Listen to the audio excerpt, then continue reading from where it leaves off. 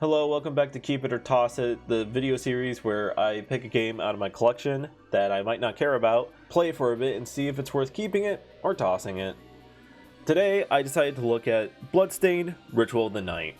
Now, I knew literally nothing about this little indie game. At the time when I bought it, I played like maybe just a little bit of it to see what it was, and it didn't catch me when I first tried it, so I put in some actual effort for this video. And I have also done my due diligence. I found out that the producer of this game is the same guy who was assistant director for Castlevania Symphony of the Night, who then was producer for future Castlevania games up to Harmony of Despair, Koji Igarashi. And you know, I didn't know that when I found this game at GameStop for like, what was it? Like $8 maybe? 11?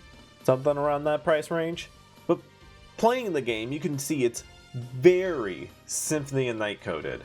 You can even see it when you level up. It's like that screams Symphony of the Night to me.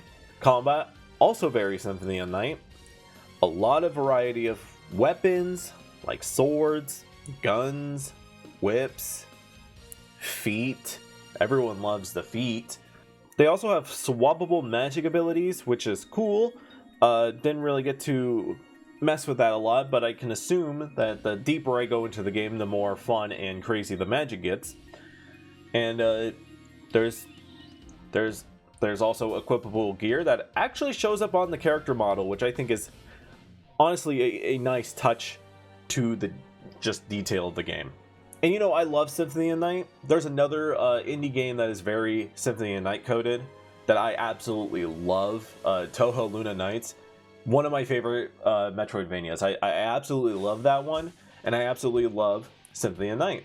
So I think there is a potential for me to actually really enjoy Bloodstained Ritual of the Night if I went full on in and, you know, went into it. I do have some issues with the game though. One major issue I have with the game actually is that there is not a lot of visual clarity. Enemies blend in with the background really well. It's hard to distinguish what's something in the background and what's something that I have to worry about, you know? Especially during the first boss fight of the game, there are tentacles in the background and they like glow this annoying neon pink color, right? They're always moving and they're always glowing. So when the attack phase starts for those tentacles, I never notice it because it looks the same from when it's just idle. And that was annoying me. Not only that, the boss gets in the foreground a lot. And when that happens, I just lose track of myself because I also blend in with the background. So that's what I'm talking about with the visual clarity in this game. Kind of fucking sucks. And to add on to that, just the visuals of the game aren't appealing. I'm not a fan of the character designs, not a fan of the way the game just looks in general. However, I do have to acknowledge that the version of the game that I am playing is outdated. When I put it in my Switch and I tried to update it, my Switch loves to do this dumb fucking thing. I need to get a new SD card, I think. But it loves to do this thing where it thinks there's corrupted data in the SD card. But there isn't. There never is. It's just a stupid thing that I have to just restart my Switch a few times and it's like, oh, you're right, there is no corrupted data. Okay, I'll update your thing perfectly fine this time. It didn't do that the first few times though. It just kept saying there's corrupted data even after I wiped it. So I just decided to forego the update and just play what I was able to play.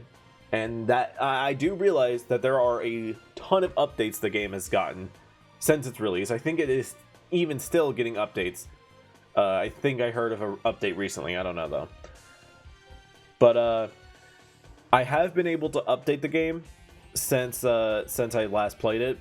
So when I do get the chance, I will give it another shot. But even then, I don't think this is a toss. I think for the first time actually for this series, the first keep, I'm going to keep this game. I might have an actual interest in it because, you know, again, I love Symphony of the Night, one of my favorite Castlevania games. Granted, I haven't played that many, but it's one of my favorites.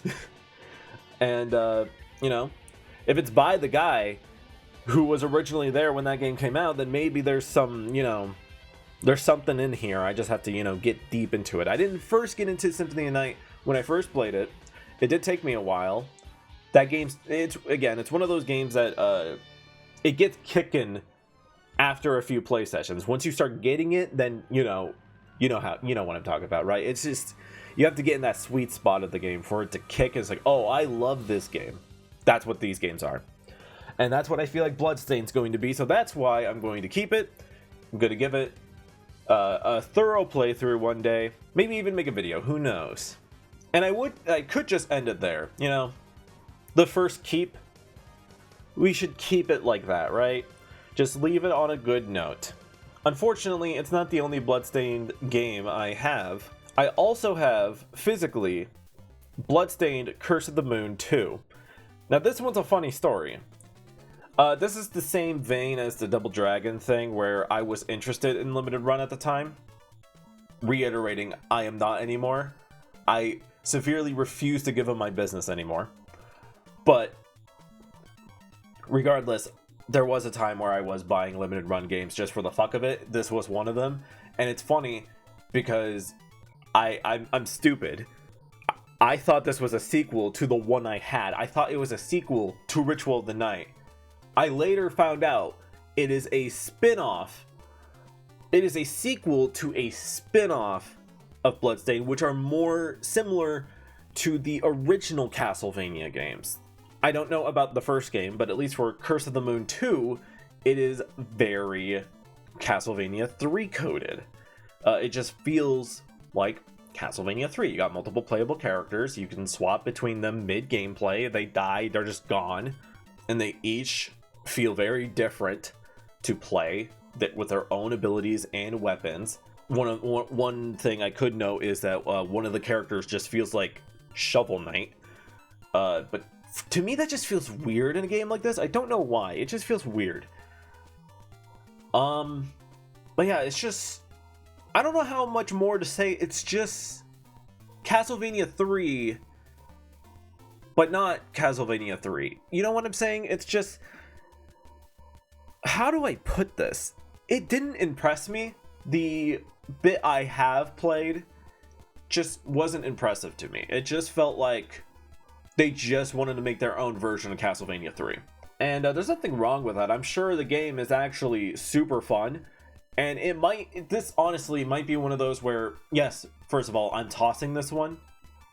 But let's say Ritual of the Night does catch me and I get super into the franchise. Maybe I get them digitally on Steam. Otherwise, this is a limited run physical. And as I've said, I do not give a fuck about them anymore. These physicals, value-wise, I'm over it. Go on eBay and look up any fucking limited run game, and you'll see why. It's annoying. That's a topic for another day, though. Ritual of the Night, I'm keeping it. I'll play it another day. Maybe make a full-blown video for it. Curse of the Moon 2, don't care. Tossing it.